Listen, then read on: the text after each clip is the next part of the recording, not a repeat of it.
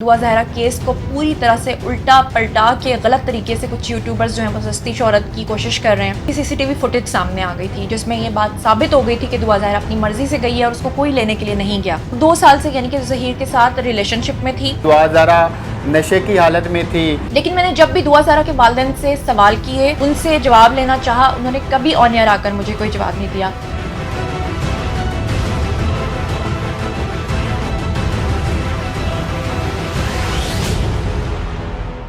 अस्सलामुअलैकुम, आप देख रहे हैं उसाब डिजिटल, मैं हूं ज़ुबैर अमान।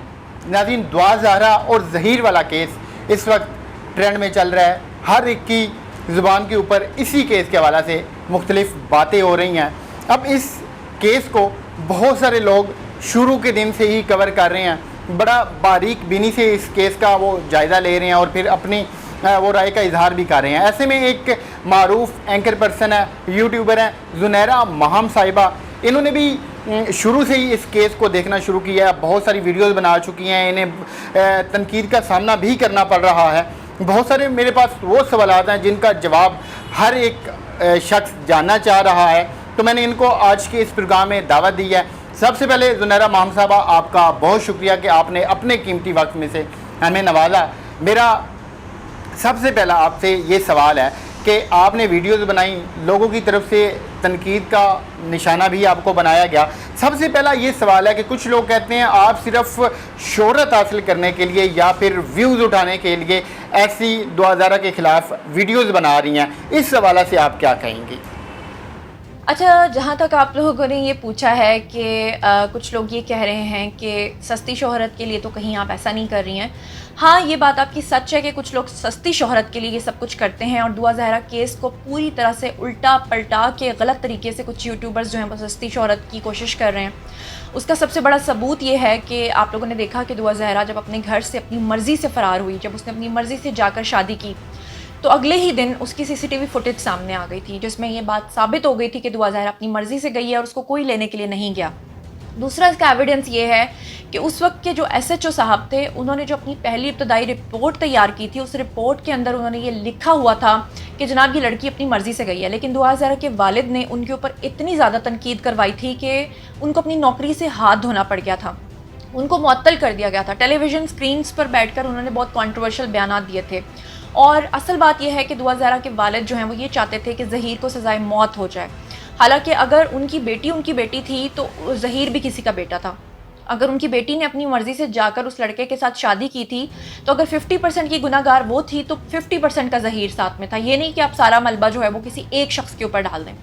और ख़ास तौर पे अगर आप बात करें कि मैं इस केस को इतना लंबा क्यों लेकर चली, मैं तो मोस्टली किसी भी टॉपिक पे 1-2 वीडियोस बनाने के बाद उसको एंड कर देती हूँ। लेकिन अनफॉर्चुनेटली कुछ यूट्यूबर्स ने एक नई रिवायत शुरू की,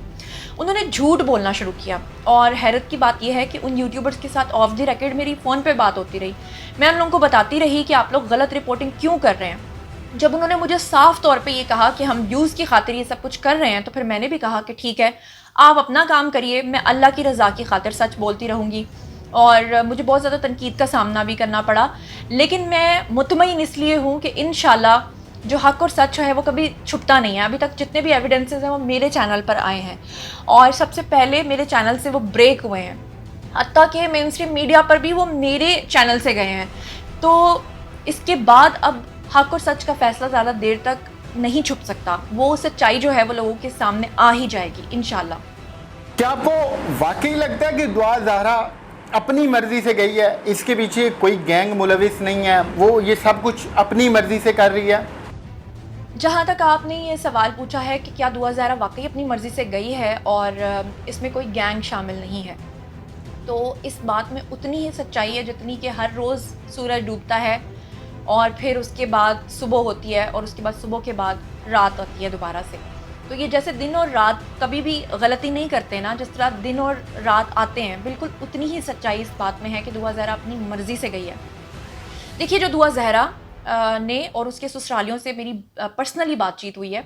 اس میں انہوں نے مجھے یہ بتایا ہے، دعا بھی سامنے آنے کو تیار ہے، پہلے وہ بالکل بھی سامنے آنے کو تیار نہیں تھی، وہ کہتی تھی کہ کسی نے کچھ سمجھنا ہے سمجھیں، میں کورٹ میں اپنا بیان دوں گی لیکن میں انٹرویوز نہیں دوں گی. لیکن میں نے ان کو یہ بات سمجھائی ہے کہ انٹرویو دینے سے بہت ساری چیزیں کلیریفائی ہو جائیں گی، کیونکہ آپ کے بہاف پہ جب ہم بات کرتے ہیں تو کچھ لوگ یقین کرتے ہیں، کچھ نہیں کرتے. میں آپ کو یہ بتا دوں کہ دعا نے جو ہمیں بتایا تھا وہ یہی بتایا تھا کہ وہ 2 سال سے اپنے والدین کو وہ 2 سال سے یعنی کہ ظہیر کے ساتھ ریلیشن شپ میں تھی، اور پھر اس کے بعد جب اس کے والدین نے اس کی شادی کی باتیں کرنا شروع کی اس کے اپنے ہی کزن کے ساتھ، اور کزن کے ساتھ وہ اس کی شادی اس لیے کرنا چاہتے تھے کیونکہ بقول دعا زہرا کے کہ اس کے پیرنٹس کا DHA میں کوئی پلاٹ تھا اور اس پلاٹ کا تنازع چل رہا تھا، اور وہ چاہتے تھے کہ یہ شادی ہو جائے تاکہ وہ پلاٹ جو ہے وہ دوبارہ سے حاصل کر پائیں. جیسے لوگ فیملی میں جائیداد کے تنازع پہ شادیاں کرتے ہیں، تو اس کے بعد وہ کہتی ہے کہ پھر میں گھر سے بھاگنے پہ مجبور ہوئی. دعا زہرا کے والدین کی جانب سے، بہت سارے لوگوں کی جانب سے آپ کی ویڈیوز کے اوپر اعتراضات بھی اٹھائے جا رہے ہیں کہ آپ صرف اگینسٹ ویڈیو بنا رہی ہیں، اس حوالے سے آپ کیا کہیں گے؟ دیکھیے، دعا زہرا کے والدین جو ہیں ان کو مجھ پر بنیادی طور پہ کیا اعتراض ہے یہ میں آپ کو بتا دوں. ایک صحافی، ایک جرنلسٹ، میں صرف ایک صحافی ایک جرنلسٹ نہیں ہوں، میں ایکٹریس، ماڈل، ایک ہوسٹ بھی ہوں. لیکن جو میری ڈگری ہے، جو میری کوالیفیکیشن ہے وہ جرنلزم کے حوالے سے، میں نے پولیٹیکل سائنس میں ماسٹرز بھی کیا ہوا ہے، اور پلس میں نے پاکستان کے جتنے بھی لیڈنگ نیوز چینلز ہیں ان سب کے ساتھ کام کیا ہے. تو مجھے اچھے طریقے سے پتہ ہے کہ خبر کہاں سے آتی ہے، اس کی کیسے تصدیق کرتے ہیں اور کیسے وہ آگے لوگوں تک پہنچائی جاتی ہے. یہ میری ٹریننگ کا ایک خاص حصہ ہے. دیکھیں، ایک جرنلسٹ کا ایک بنیادی اصول ہونا چاہیے کہ جب کوئی خبر آئے تو اس میں صرف ایک سائڈ کا نیریٹو بیان نہیں کرنا ہوتا، اس نے دونوں سائڈ کا نیریٹو بیان کرنا ہوتا ہے. اب سوال یہ تھا کہ جب بھی میں ظہیر کے، حالانکہ ظہیر لوگوں کی سائڈ پہ کوئی بھی لوگ نہیں تھے، زیادہ تر لوگ جو ہے وہ مہدی کاظمی صاحب کی سائڈ پہ تھے، لیکن جب بھی میں نے ان کے وکیل رائے خرم سے رابطہ کیا، مشکل سے مشکل سوالات کیے، ٹف سے ٹف کویسچننگ کی، انہوں نے اس کا جواب دیا. جب بھی میں نے دعا زہرا سے رابطہ کیا، ان کے پیرنٹس،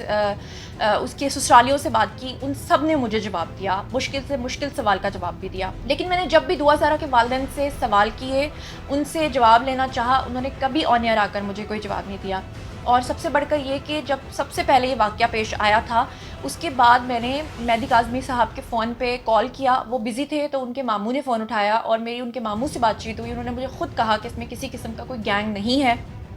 اور انہوں نے مجھے خود کہا یہ پسند کی شادی کا معاملہ ہے. لیکن جب میں نے سیکنڈ ٹائم کال کیا، ان لوگوں نے میرا فون اس لیے اٹھانا چھوڑ دیا کیونکہ ان کو پتہ تھا کہ جب میں ایویڈنسز کے ساتھ بات کروں گی تو میں ان کو وہیں پر جھوٹا ثابت کر دوں گی. اور آپ نے اس کا ثبوت دیکھا، کچھ یوٹیوبرز کو انہوں نے اپنے ایجنڈے پہ کاربند کیا ہوا تھا جو کہ ابھی بھی اس چیز کو لے کر چل رہے تھے. اور شروع میں تو ان کا ایجنڈا جو ہے وہ بہت خطرناک تھا. وہ یہ کہتے تھے کہ خدا نخواستہ ایک چیپ قسم کی انہوں نے جرنلزم دکھائی. انہوں نے کہا کہ دعا زہرا کو بھینسوں والے انجیکشنز دیے جاتے ہیں، اس کو اسٹیرائڈ کے انجیکشنز دیے جاتے ہیں، اس کو نشہ دیا جاتا ہے، اس کو بلیک میل کیا جا رہا ہے، یہ کہ اس کو حبس جاء میں رکھا جا رہا ہے، اور یہ کہ وہ جو ہے یہ سارے بیانات جو دے رہی ہے کہ میں اپنی مرضی سے ظہیر کے ساتھ رہنا چاہتی ہوں، یہ سب وہ دباؤ میں. اور جب میں دعا زہرا اینڈ فیملی کے ساتھ رابطہ کرتی تھی تو وہ سب لوگ ہنستے تھے اس بات پہ کہ کیا قسم کی جو چیزیں ہیں وہ ہو رہی ہیں. تو ان باتوں کے اوپر جو ہے نا پھر میں نے آواز اٹھانا شروع کی کہ ایسا کچھ بھی نہیں ہے، اور میں نے لوگوں کو بتانا شروع کیا کہ یہ ایک لو میرج ہے. اور پھر میں نے لوگوں کو سچائی دکھانا اور بتانا شروع کی، اور یہ سچائی جو ہے ابھی مزید اور آپ لوگوں کے سامنے آئے گی. کچھ یوٹیوبر کی جانب سے یا پھر کچھ لوگ ہیں جن کی جانب سے صرف کیس کا ایک پہلو دکھایا جا رہا ہے، اس تصویر کا ایک رخ دکھایا جا رہا ہے، جبکہ آپ دوسرا رخ بھی دکھا رہی ہیں یا پھر دکھانے کی کوشش کر رہی ہیں. اس حوالے سے آپ کیا کہنا چاہیں گی؟ جی بالکل آپ صحیح کہہ رہے ہیں. ہر چیز کے دو پہلو ہوتے ہیں، ایک پازیٹیو ایسپیکٹ ہوتا ہے، ایک نیگیٹو ایسپیکٹ ہوتا ہے، ایک سچائی ہوتی ہے اور ایک وہ چیز ہوتی ہے جو چھپی ہوئی چیز ہوتی ہے. ایک جرنلسٹ کا یہ اصول ہونا چاہیے کہ وہ چھپی ہوئی سچائی کو بھی سامنے لے کر آئے. ایک نیریٹو جو بنا دیا جاتا ہے انفارچونیٹلی سب لوگ بلائنڈلی اس کو جو ہے نا ٹرسٹ کرنے لگتے ہیں. دعا زہرا کے جو والد ہیں ان کو شروع سے سپورٹ اس لیے حاصل رہی کیونکہ وہ کراچی کے پاس رہتے ہیں، اور وہاں پر جو ہے آپ کو پتہ ہے مین اسٹریم میڈیا بھی وہاں پر ہے، یوٹیوبرز بھی وہاں زیادہ ہیں، اور ان کو کوریج بھی اچھی ملی. اور پھر انہوں نے، آپ نے دیکھا کہ انہوں نے پروپیگنڈا کیا، انہوں نے اس کو فرقہ واریت کی طرف لے جانے کی کوشش کی. فرقہ واریت میں آپ کو یاد ہوگا ان کا بیان جس میں انہوں نے کہا کہ مولوی صاحب نے ان کی بیٹی کے نام کا اعلان کرنے سے انکار کر دیا تھا. تو یہ سب چیزیں انہوں نے کر کے دیکھی، اور اس کے بعد آپ لوگوں نے دیکھا کہ مین اسٹریم میڈیا نے ان کے والد کو آن بورڈ لینا چھوڑ دیا، مین اسٹریم میڈیا نے ان کے والد کو چینلز پر بلانا چھوڑ دیا. اس کے بعد ان کے پاس صرف ایک ہی سہارا بچا تھا اور وہ تھا یوٹیوبرز، اور یوٹیوبرز کے ذریعے سے انہوں نے یہ پروپیگنڈا کروایا جو کہ آنے والے دنوں میں بالکل عیاں ہو جائے گا. اگر کسی کے ذہن میں اب بھی کوئی غلط فہمی ہے، ان کو لگتا ہے کہ ان کی بیٹی اپنی مرضی سے نہیں گئی ہے اور وہ اغوا ہوئی ہے یا ان کی بیٹی کو ورغلایا گیا ہے، بہلایا پھسلایا گیا ہے، تو یہ سب سچائیاں جو ہے نا عنقریب جب آپ میرا انٹرویو دیکھیں گے دعا زہرا کے ساتھ لائیو تو اس میں ساری چیزیں آپ کے سامنے کھل کر آ جائیں گی، کیونکہ ابھی وہ پولیس کسٹڈی میں ہے، سیف کسٹڈی میں ہے، تو ابھی ہم اس کا انٹرویو نہیں کر سکتے۔ جب ہم لوگ مختلف ویڈیوز یا پھر ایسی کچھ چیزیں یا پھر حقائق جب سامنے لے کر آتے ہیں تو پھر بہت سارے لوگ ہیں جو اس چیز کو ایکسیپٹ نہیں کرتے، تو ان کی جانب سے صحافیوں کو باقاعدہ طور پہ دھمکیاں دی جاتی ہیں، ڈرایا دھمکایا جاتا ہے، روکا جاتا ہے، منع کیا جاتا ہے کہ آپ ایسی ویڈیوز نہ بنائیں۔ تو کیا ایسا آپ کے ساتھ بھی ہوا ہے؟ کسی نے آپ کو بھی روکنے کی کوشش کی ہے، منع کرنے کی کوشش کی ہے کہ آپ ایسی ویڈیوز نہ بنائیں یا پھر باز آ جائیں اس کام سے؟ یہ جو آپ بات کر رہے ہیں کہ کیا آپ کو ڈرایا گیا یا آپ کے اوپر پریشر آیا کہ آپ ویڈیوز نہ بنائیں، تو جی ہاں بالکل میرے اوپر پریشر آیا ان کے مہدی کاظمی کے وکلاء کی طرف سے بھی، اور انہوں نے آ کر میری ٹیم سے باقاعدہ بات چیت بھی کی اور کہا کہ ویڈیوز نہ بنائیں، اور مجھے یہ بتائیں کہ اگر آپ کوئی سچائی سامنے لے کر آتے ہیں، وہ سچائی جو بڑی سخت حقیقت ہو تو لوگ اسے نہیں سننا چاہتے۔ لوگوں نے مجھے یہاں تک کہا کہ ہم جانتے ہیں کہ وہ لڑکی اپنی مرضی سے فرار ہوئی ہے، لیکن ہم یہ نہیں سننا چاہتے، ہم وہی سننا چاہتے ہیں جو لوگ ہمیں جھوٹ سنا رہے ہیں۔ تو میں آپ کو یہ بتاتی چلوں کہ جب بھی میں نے کوئی سٹوری جو ہے وہ ریویل کیا لوگوں کے سامنے، تو تب میرے اوپر پریشر آیا۔ تو اگر میں پریشر لیتی رہوں گی تو پھر سچائی میں کبھی آپ لوگوں تک نہیں پہنچا پاؤں گی۔ فرق صرف اتنا ہے کہ کچھ یوٹیوبرز جو ہیں وہ اپنے پاس سے کہانیاں گھڑتے ہیں اور آپ کو سناتے ہیں، اور اس سے وہ ویوز کی گیم کو جیت جاتے ہیں۔ لیکن اگر میری بات کریں آپ، تو میرا یہ ہوتا ہے کہ میں اپنا نیریٹو کم دیتی ہوں، میں کوشش کرتی ہوں کہ میں ڈائریکٹ سورس سے رابطہ کروں اور ڈائریکٹ وہاں سے انفارمیشن جو ہے وہ آپ تک پہنچاؤں۔ مثلاً اگر قانون کیا کہتا ہے تو وکلاء سے میں نے آپ کی بات کروا دی، مثلاً اگر دعا زہرا کے وکیل کیا کہتے ہیں تو ڈائریکٹ میں نے وکیل سے بات کرا دی، مثلاً اگر لوگ یہ جاننا چاہتے ہیں کہ دعا زہرا اپنی مرضی سے فرار ہوئی ہے یا کہ اس کو اغوا کیا گیا ہے، تو میں نے ڈائریکٹ دعا زہرا سے بات چیت کر کے اس کا نیریٹو لے لیا، اور انشاءاللہ وہ جلد آپ کے سامنے بھی آ کر سب کچھ کہے گی، اور پھر اس کی فیملی سے بات چیت کرا دی۔ لیکن باقی لوگ جو ہیں وہ ابھی بھی بھینسوں کے انجیکشنز پہ اسی طرح سے بیٹھے ہوئے اور ریسرچ کر رہے ہیں کہ بھینس کا انجیکشن تھا یا اسٹیرائڈ کا کون سے والا انجیکشن تھا۔ دعا زہرا کی سالگرہ کی جو ویڈیوز سب سے پہلے منظر عام پہ میرا خیال ہے آپ ہی لے کر آئی تھی، تو کچھ لوگوں نے یہ بھی کہا تھا کہ جی دعا زہرا نشے کی حالت میں تھی جب یہ تقریب ہوئی، جب یہ ویڈیوز بنائی گئیں، تو کیا واقعی آپ کو لگتا ہے کہ وہ نشے کی حالت میں تھی؟ جی آپ نے یہ جو سوال پوچھا ہے کہ دعا زہرا کی برتھ ڈے کی ویڈیوز جو ہیں وہ میں منظر عام پر سب سے پہلے لے کر آئی تھی، تو کچھ لوگوں نے جب یہ ویڈیوز دیکھیں اور جب یہ میرے چینل پر وائرل ہوئی تھیں اور میرے چینل سے ہی وہ مین اسٹریم میڈیا پر بھی گئی تھیں، تو میں اس وقت یہ سوچ رہی تھی کہ جب یہ ویڈیوز میں پبلک کر دوں گی، پبلک کرنے سے پہلے میں یہ سوچ رہی تھی کہ تمام وہ لوگ جنہوں نے جھوٹا پروپیگنڈا چلایا وہ کتنے شرمندہ ہو جائیں گے، ان کے پاس تو کوئی جواب ہی نہیں رہے گا۔